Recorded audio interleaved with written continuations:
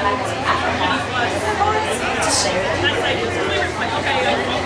Today, Kilimanjaro Safaris will take you on a journey into the heart of the reserve to see some of the many remarkable animals that call the savannah home.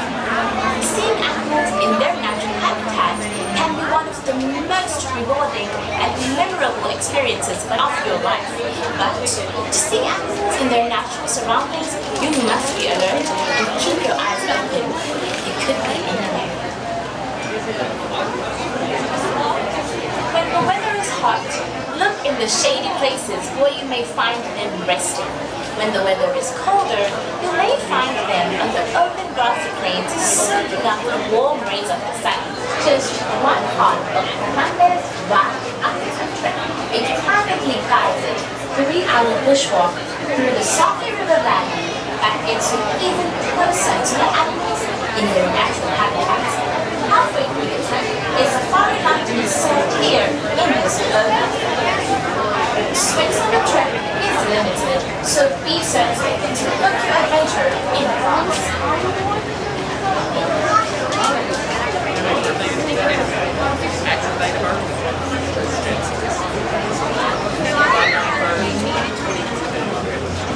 As the sun sets and the savannah grows dark, the Harambe Wildlife Reserve becomes a whole new world with many new things to see and even more new things to hear.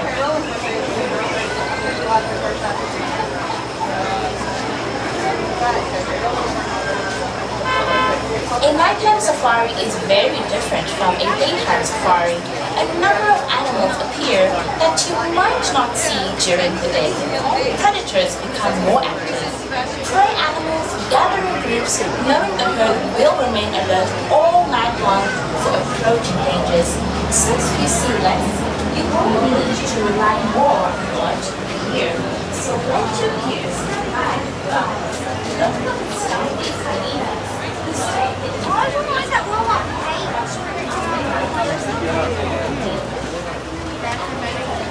Hair all fucked up.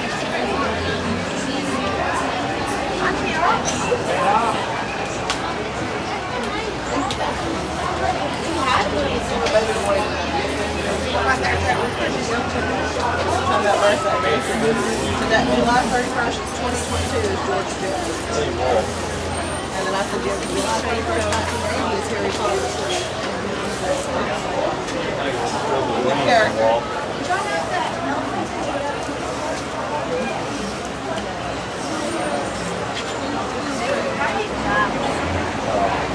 What is that?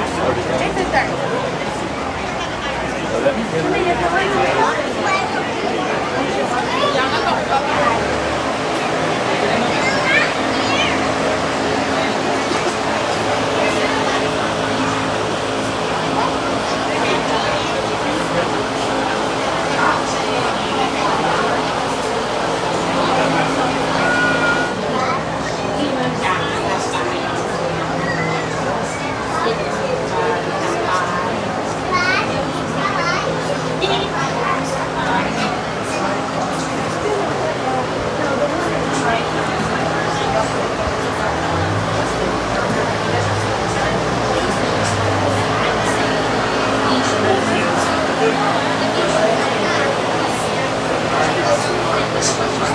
Please keep your group together. Keep up with the party in front of you and fill in all the available space. It is not necessary to form a single file line. If you are traveling with a stroller, please have children and valuables unloaded before you reach our stroller parking area. If you are traveling with someone in a scooter or wheelchair, please have this person lead your party through the line. This will help keep your wait time to a minimum. Once again, please keep your group together, keep up with the party in front of you, and fill in all the available space. Thank you for touring with Kilimanjaro. When it comes to safaris, we go wild. Board your vehicle. Zone 2 is immediately behind it. As you move out into Zone 2, please note the 4 circles at your feet in each row of the zone. Each row can comfortably seat 4 adults. Children may be seated next to or on the laps of their parents or underneath them. out. As the group ahead of you boards the safari truck, you may find you in the loading area. But do not board the vehicle. Fill in all available space. Fill in all available space.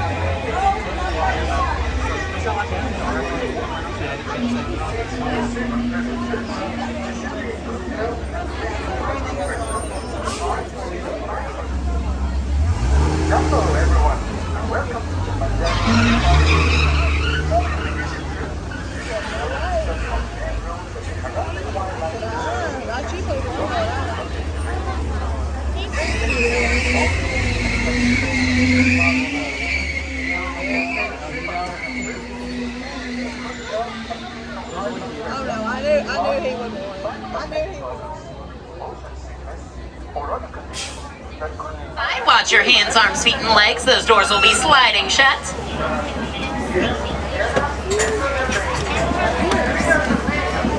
Asante Sana, Warden. Asante Sana means thank you. And here at Harambe, we like to say Twende. Twende means let's go.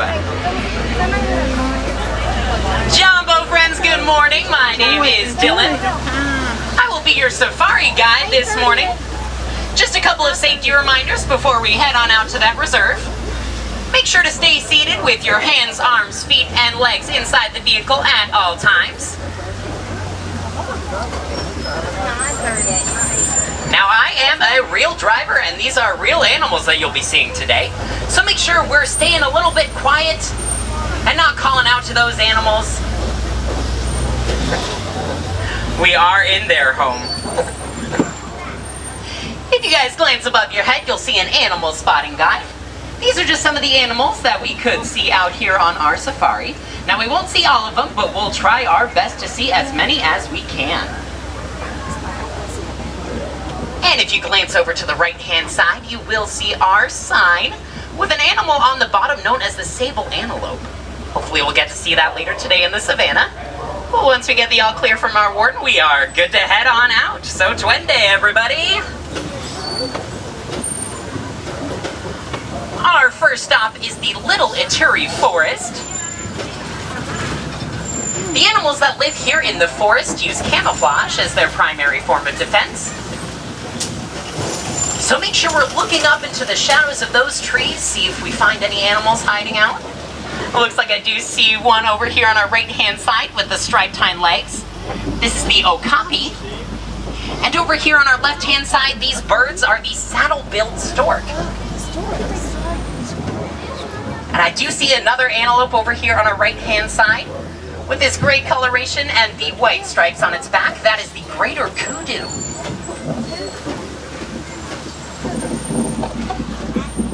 Now, a lot of people think because the okapi does have those striped hind legs, it is related to the zebra. But it is actually the closest living relative to the giraffe. It has that same prehensile tongue that giraffes use to reach up into the foliage and pull the leaves off the tree. And coming up here on our left-hand side, we do have one of the largest animals here in the forest. This is the black rhino. Believe it or not, the black rhino is the smallest of the rhino species, only reaching about 3,500 pounds. Now, the black rhino has a prehensile upper lip, which it will use to strip the foliage out the tree. Prehensile just means it can use it like a finger. And coming over here on our right-hand side, these animals with these stripes and horns are the bongo. Now, the bongos are known as the ghosts of the forest. That is because it is very rare to see them in the wild. They are extremely good at hiding in the forest. They do have those long horns that curl backwards, and this helps them get through the trees without being spotted.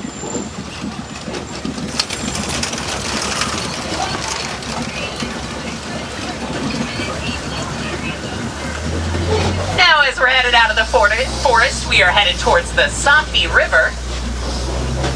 The Safi River is home to many aquatic animals, so make sure we're looking down into those waters. You see any eyes or ears, maybe even some bubbles. That's a pretty good indication that there's an animal down there. Now we're gonna make this curve pulley, slowly. The river is a bit slick. And over here on our right-hand side, down in the water, you have the Nile hippo. We'll get a better glance of them around this corner here, so we'll keep continuing on. Now, the Nile hippo is one of the biggest mammals here in Africa, but they do spend the majority of their day in the water.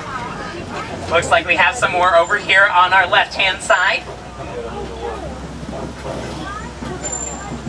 Now, instead of swimming in the water, what the hippo likes to do is actually sink to the very bottom of the river and walk along the riverbed. And they can stay underwater for about 5 to 8 minutes at a time. And this bird we see over here on our left-hand side on the logs, that is the pink-backed pelican, named for the pink coloration on their backs. That color will get brighter during their nesting season. And they have a wingspan of about 7 feet, which is almost as big as the canopy above your heads. Now, folks, I want to remind everyone to stay seated. We are headed into crocodile territory. Over here on our left-hand side, you'll see the Nile crocodile. This is one of the largest reptiles in the world. Fully grown, the Nile crocodile can reach 16 feet in length. And you can tell it's a crocodile because of their pointed snout. Their cousins, the alligator, will have a more rounded snout, kind of like a U-shape. But don't let those powerful jaws confuse ya. They can actually be quite gentle. The Nile crocodile will actually roll its eggs around in its mouth to help those little ones hatch when the time comes. Which is pretty good parenting on the part of the crocodile, if I do say so myself. Now, as we're headed away from the Safi River, we are headed toward the savannah. And coming over here on our right-hand side, we have a very important tree here in Africa. This is known as the baobab tree, nicknamed the Tree of Life. This tree will remain leafless about 9 months out of the year to conserve water in this very arid environment. A lot of the animals here on the savannah will strip the bark or puncture holes in the baobab tree to get some of that precious water. Now, you might notice a little bit of a landscape change as we're headed here into the savannah. That is because the landscape is actually shaped by the animals who live here. Elephants will bulldoze the trees, the giraffes will prune the trees, and the wildebeest and the antelope will work on mowing the lawn. Wildebeest like the ones we'll see over here on our right-hand side. Now, when you see a group of wildebeest together like that, that is called a confusion. That is because when they lay together, it's kind of hard to tell where one wildebeest stops and the other one starts. Now, the wildebeest is the second most densely populated mammal species on Earth, besides humans, of course. Their populations are so dense that when they migrate, they kick up so much dust that that dust can be seen from the International Space Station. Which is pretty out of this world, if you ask me.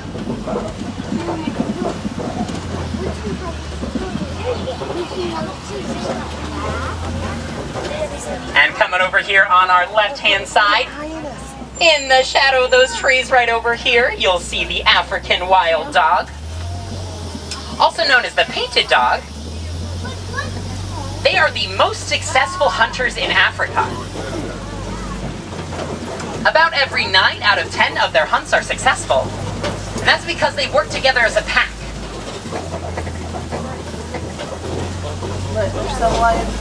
And it looks like I do see 2 animals over here on our left-hand side. The one closest to us with those really large horns, that's the Ankoli cattle. And tucked back in the corner on the left-hand side, that's the animal we were talking about earlier, the sable antelope. Those sable antelope's horns are curved backwards to deter predators from hopping on their backs. And the Ankoli cattle's horns, I know they might look pretty large, but they are actually really light. They have a honeycomb-like structure inside, and when it gets too hot, the Ankoli cattle will pump blood up into its horns to cool off its body. And over here on our right-hand side, you'll see the Hartman's mountain zebra.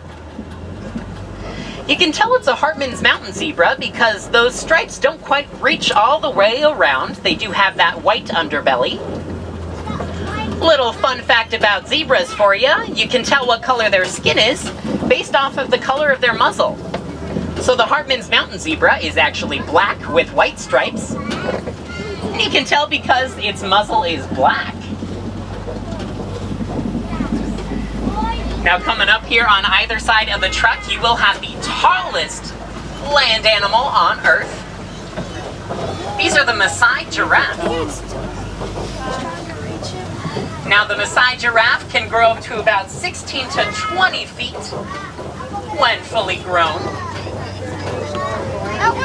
And if you look at the ones feeding off the trees, you might notice the prehensile tongue, just like their cousin the okapi. Now their tongue is actually colored purple. That's to prevent it from getting sunburned throughout the day. Because the giraffes do have to eat a good majority of the day.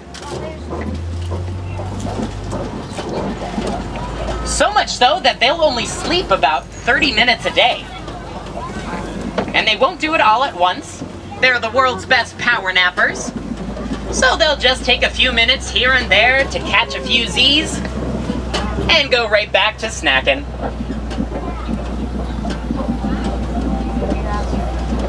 Now you might notice some mounds over here on the right-hand side. Those are termite mounds. You can see the larger versions a little bit further back. Those were those big red rock-like structures. They're primarily made out of dirt and spit, but when baked in the hot African sun, they can become as hard as concrete. A lot of the animals out here on the savannah will use them for scratching posts to get those hard-to-reach places. And when the larger animals like the elephant will wear them down, the smaller animals like the antelope will perch on top to get a better look at the savannah.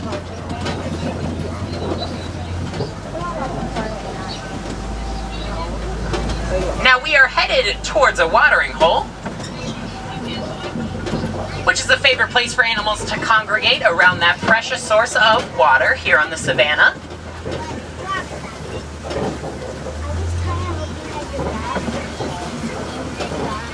Animals like the ones we'll see over here on our right-hand side.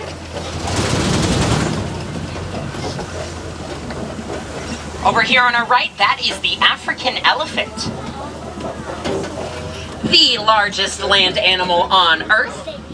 Oh, and it looks like over here on the left-hand side, I do have the mandrill. And the mandrill is the largest monkey in the world. You can tell it's a monkey because it does have a tail. Now, the African elephant can eat up to about 300 pounds of food a day when fully grown. Now, you can imagine in their search for food to fill up that big belly, when they do wander onto a farm, it can spell disaster for some of those farmers. But with research done here at Disney's Animal Kingdom, we were actually able to find a solution to this problem. Through our research, we were actually able to find out that elephants are afraid of bees. I know that might seem a little bit silly, given how large they are, but the African elephant has very sensitive skin. And the African honeybee has a very powerful sting. So by working with farmers in Kenya, we were able to establish the Elephants and Bees Project. This helped those farmers build beehive fences around their crops to help deter the elephants from getting to the crops. And it provides provides an additional source of income for those farmers as they're able to harvest the honey made by those bees. And it's not a bad idea to invite an additional pollinator onto your farm. So it's kind of a win-win situation for everybody. Now coming over here on our right-hand side, I do see some evidence that some elephants were in the area. On the side of the wall of these red clay pits, you'll see some tusk marks. Those are made from the elephants scraping their tusks against the clay. And what they'll do is actually eat that red clay, which gives them the proper vitamins and nutrients that they need to stay healthy in the wild.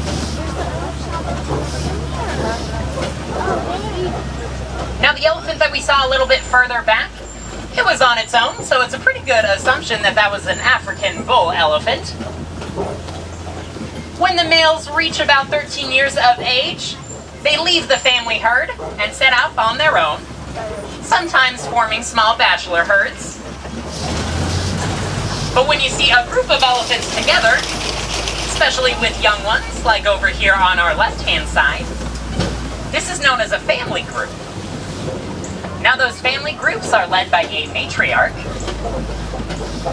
and she remembers where all the best sources of water are, where to avoid all the predators, and of course, where to get the best food.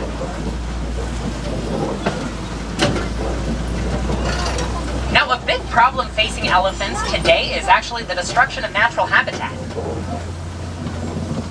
And this is largely due to the mining of coltan. Coltan is a metallic ore that is used in the production of electronic devices. So simply by recycling those electronic devices when we're finished with them, we can help limit the amount of coltan that needs produced and help save some of the habitats. Now coming over here on our left-hand side, we do have a flamboyance. That is what you call a group of flamingo. The babies. The babies. Now this flamboyance is made up of greater flamingos. They are the largest and lightest pink out of all of the flamingo species. They actually get that coloration from the type of food that they eat.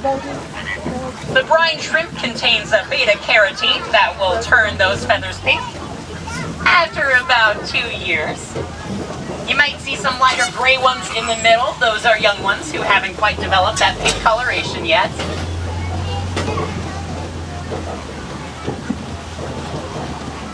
Alrighty folks, well we are headed into the eastern part of the reserve here, home to some very special animals and some of my favorite.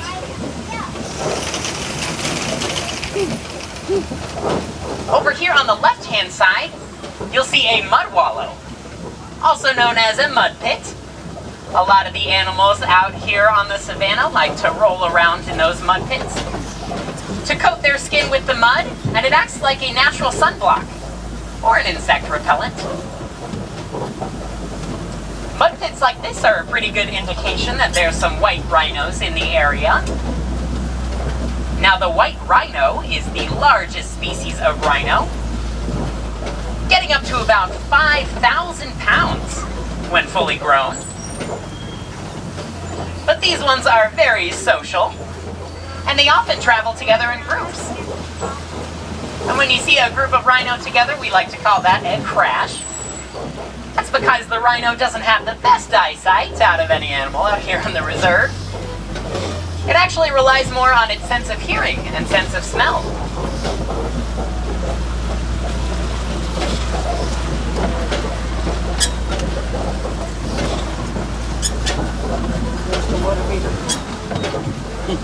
Now coming up here, over here on our left-hand side, tucked way in the back over there, on the left you'll have the cheetah. The cheetah is the fastest land animal on Earth, reaching speeds up to about 60 miles per hour when at full speed. Now they can't maintain that speed for very long. They'll actually do it in short bursts. And they'll use their very long tail as a sort of boat rudder to help change directions while they're running that fast. They're one of the only big cats that hunt during the day. Ones that hang out in front of our rain all the time. This big rock structure in front of us is home to another big cat out here on the savannah. Over here on top of the rocks, basking in the sun, you'll see the male African lion.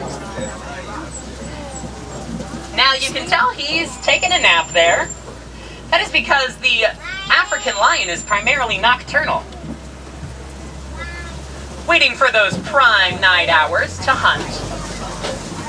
And it's typically only the females who will go out and hunt. The males will stay behind, guard the territory, and look after those adorable cubs. And it looks like I see 2 females over here on the left-hand side. Oh look, the lions of rock. The rhinos. Look at the lions sleep on the rock. Now, if you guys do have a chance to join us for one of our safaris later in the evening, you might get an opportunity to see these lions roar. Their roar is so powerful, it can actually be heard from up to 5 miles away.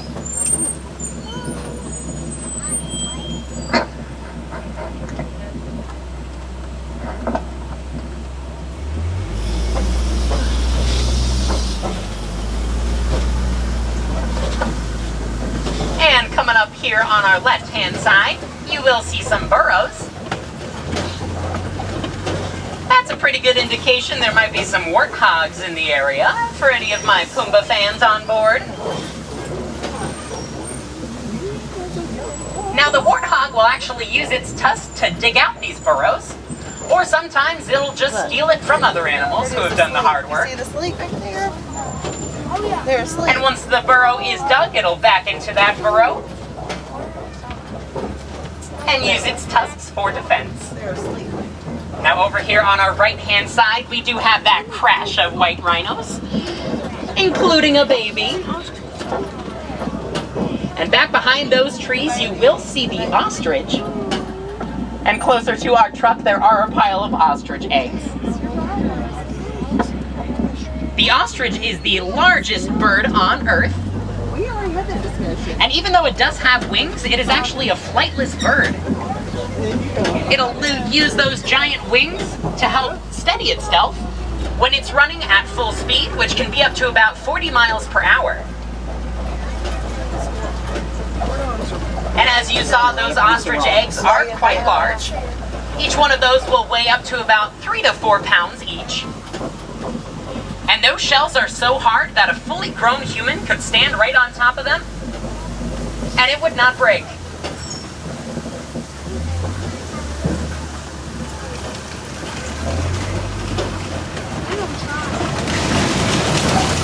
Now, my friends, we are headed out of the savannah and into the Magadi Glen, which is the home of our warden's post, as well as a very special animal out here on the reserve. You might see him sitting up on top of the car or the roof. This is the Nigerian dwarf goat, primarily raised as a dairy goat. These goats have a very nutritious milk, and the people of Nigeria will provide them with a safe space to stay, and in turn, the Nigerian dwarf goat will allow them to use their milk to turn into cheeses and sell in their local marketplaces. And that yellow wooden-like structure in the very middle is one of those beehive fences that we were talking about earlier. These are just a few of the examples of the cohabitation between humans and animals that we really do value out here on the Harambe Wildlife Reserve.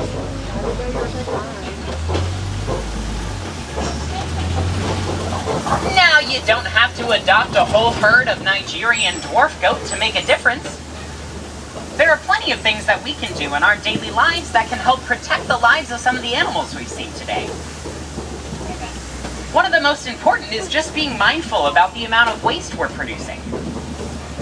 Simply by switching to a reusable water bottle or limiting the amount of paper products we're using, like napkins or paper towels, we can help lessen the burden on the planet, which in turn lessens the burden of some of the animals that we've seen today. Now, if you still haven't quite scratched that animal itch, have no fear, my friends. There are plenty of opportunities here at Disney's Animal Kingdom for you to get a bit more. My first recommendation would be headed over to Gorilla Falls Exploration Trail. The entrance to this trail is located just at the exit of your safari today. There you'll get an opportunity to see some gorillas, maybe a meerkat or two, and get a different vantage point of those hippos that we saw earlier today. I'd also recommend heading over to Asia, to the Maharaja Jungle Trek. The Maharaja Jungle Trek is home to the Sumatran tigers, the Komodo dragon, as well as the flying foxes.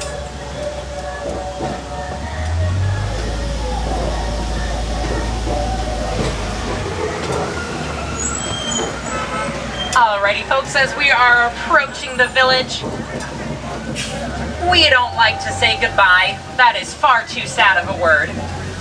We like to say kwaherini. Kwaherini means to go well.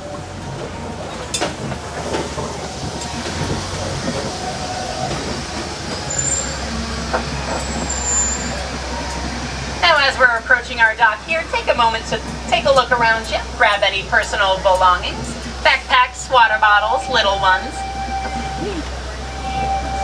And if I do have any wilderness explorers on board, you are riding the Simba 1 today. Simba 1, that is the name of our truck. So make sure you stop by the next wilderness explorer you see and let them know the name of your truck, the Simba 1. Hi guys, make sure we're remaining seated. Yeah, we'll have to do that. They go back to repeat and they have like a petting zoo up here. Yeah, animated station thing you can do and a bunch of stuff.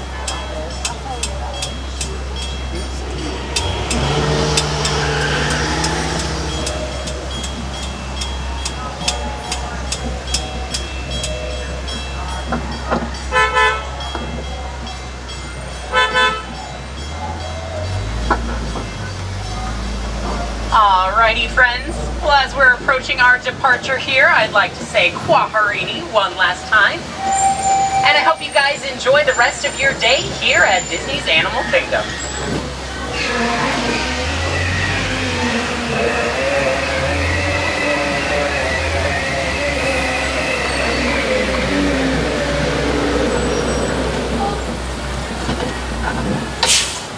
Alrighty, my friends, on the right-hand side, watch your hands, arms, feet, and legs. Those doors are sliding open.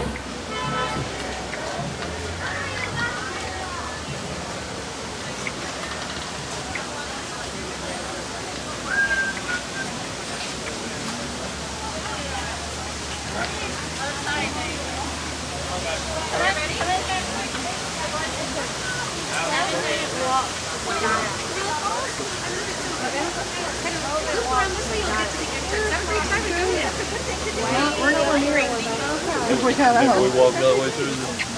Hi, sir. All right.